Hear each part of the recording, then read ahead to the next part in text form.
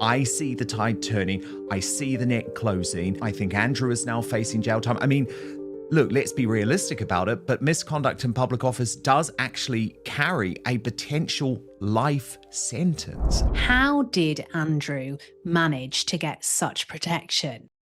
Lauren, breaking right now, and we only have a small amount of detail on this, so let's get into this together. Hugely significant. A statement has just dropped from Buckingham Palace, which says in a statement, it will stand ready to support any police investigation into Andrew Mountbatten-Windsor. This is a dramatic development on a dramatic day that has already seen Prince William and Catherine release a statement before William arrived in Riyadh, Saudi Arabia, talking about the victims, even though Epstein was not named. But for a long time, Lauren, people like you have been highly critical of King Charles for giving his brother, his younger brother, seemingly a pass from the law. Now, this statement, which we are waiting to receive in full, looks like it could change everything. Because Buckingham Palace, I mean, you've just got to think of the seismic nature of this. A king of England saying that his institution will support an investigation into his own brother. This is unprecedented historic stuff. I do welcome this comment from them. However, first of all, it shouldn't have taken over a week. I have said on my channel that I believe that there have been lawyers working around the clock, forensically going through these details to weigh up, can charges be brought against Andrew Mountbatten-Windsor? And only then would they speak. Evidently, Prince William and Catherine, Princess of Wales, took a stand and put their comment out earlier, and Prince Edward has spoken previously on this as well. But at the end of the day, Dan, we shouldn't be in a position where this is such a great step that the king has said this. These things shouldn't have happened. People have alleged they've been abused on royal land. For too long, there has been too much rot within inside palace walls. So actually, we also need to work out, how has this happened? Because it's absolutely impossible that people have not seen, witnessed, and enabled many of the things that victims have alleged. Paul Page, the former Royal Police Protection Officer, spoke about, let's say, ladies of the night. Okay, Lauren, let me just interrupt you because I've just received this statement from Buckingham Palace in full, this historic statement. Let me bring it to you. The king has made clear in words and through unprecedented actions his profound concern at allegations which continue to come to light in respect of Mr. Mountbatten-Windsor's conduct. While the specific claims in question are for Mr. Mountbatten-Windsor to address, if we are approached by Thames Valley Police, we stand ready to support them as you would expect. As was previously stated, Their Majesty's thoughts and sympathies have been and remain with the victims of any and all forms of abuse. So there we go. That is a hugely significant and historic statement coming out of Buckingham Palace. This has literally just been released in the past few moments. And you do just have to take a moment to think about the significance of this. The king naming his brother, but of course, his brother is no longer a working member of the royal family, is no longer able to use those titles. So simply referring to Andrew as Mr. Mountbatten-Windsor, but saying that the palace will support the Thames Valley Police into any investigation into Andrew. The other very significant thing for me, Lauren, and obviously we're looking at this for the first time, is the fact that the palace talks about the victims of any and all forms of abuse Note that word abuse in a statement which is referring to Andrew Mountbatten-Windsor. Dan is joined by Lauren the Insider to break down a bombshell new statement from King Charles that appears to turn firmly against his brother, Andrew Mountbatten-Windsor. Royal watchers say the wording is extraordinary, with some suggesting it effectively invites a police investigation and signals a major shift in how the king is handling the controversy. In this short segment, we explain what the statement means, why it matters, and how it could change everything for Prince Andrew and the monarchy itself. Like the video, subscribe for breaking royal updates, and comment below. Has King Charles finally drawn a line? It's hard for me to be positive about this. Of course, I'm happy they have made the statement, but I look at this from a PR point of view. And how long has it taken? The documents dropped a week ago on Friday, last Friday. So I know clearly they have been going through these to check, is there a case that can be brought against Andrew Mountbatten-Windsor? This, to me, it might not be a popular opinion, but this is damage limitation, because that they have had their chance to make a statement before, 9 days. So at the end of the day, I see this as they are trying to spin a narrative and they are trying to get ahead, so to say. But this for me is fairly performative.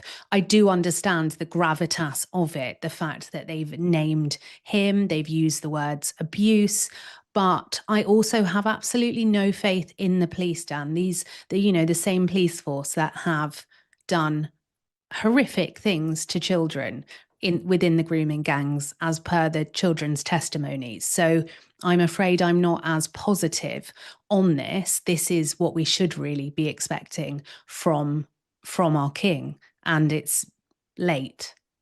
And Lauren, for a long time, King Charles has been determined to avoid a police investigation into Andrew, as has much of the British deep state, of course, because, for example, Lauren, let's think about Andrew's visits to Epstein's, whatever we want to call it, house of discontent in New York City, where we learn that there may have been 2 police protection officers working for Andrew, working for the British state, working for us within Epstein's residences. Well, what did they see?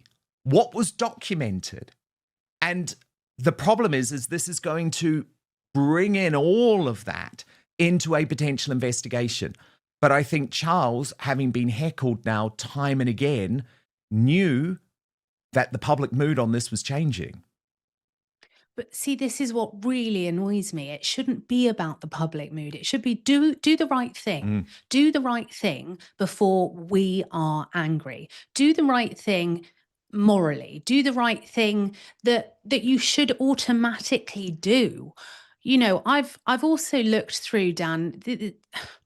Criminals have been invited into Buckingham Palace. They've been celebrated. We've got America's worst predator that was ultimately roaming around the palace. This is absolutely disgusting. It's shocking. I've personally seen the emails within the Epstein files where Amanda Thirst, Andrew's former private secretary, was arranging the travel for the police protection officers. I've seen the logs of all of the girls that have been recruited from all around the world, from Eastern Europe to Portugal to Italy, everywhere. And at the end of the day, it is impossible for anyone to say they didn't see anything. It's just impossible. And so we have to ask ourselves now, as taxpayers, we have, many of us as parents and grandparents, we have funded this to happen.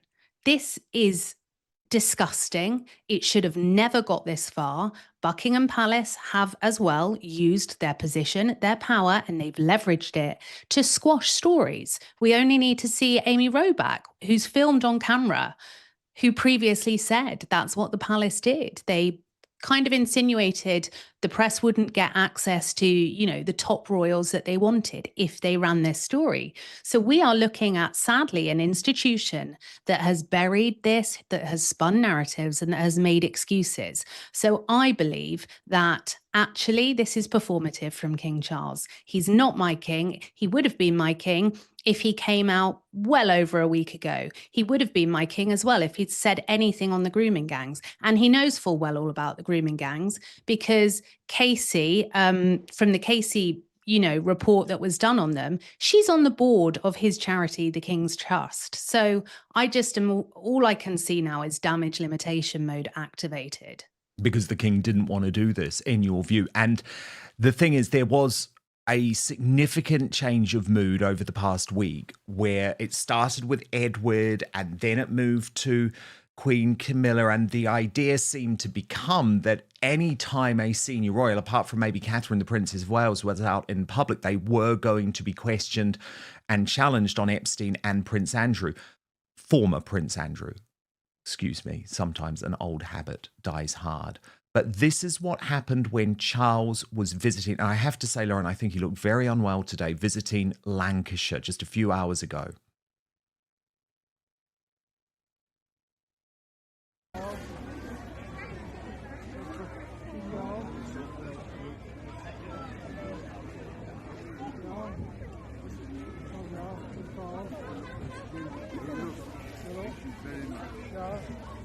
Charles, how long have you known about Andrew and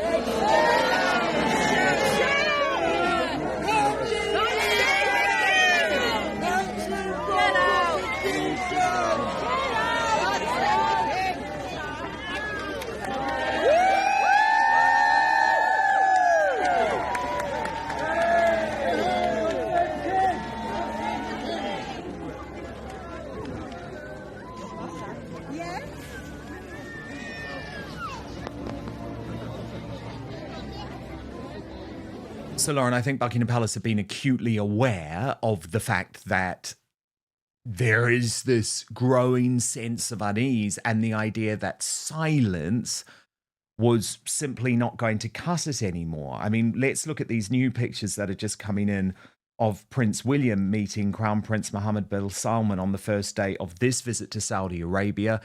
He knew that he had to say something, so he released a statement not naming Epstein, not naming Andrew, but at least something before getting on the plane, because, of course, he wanted to avoid what had happened to his relatives over the past week. Watch. Charles, have you pressurised the police into not investigating Andrew? Thank you for coming. Will the royal family help the Epstein investigation? Do you have a message for Epstein's victims, Your Majesty? But how are you coping with that? Well, with the best will in the world, I'm not sure this is the audience that is probably the least bit interested in that. So they all came here to listen to about education solving the future. How long have you known about Andrew and Epstein?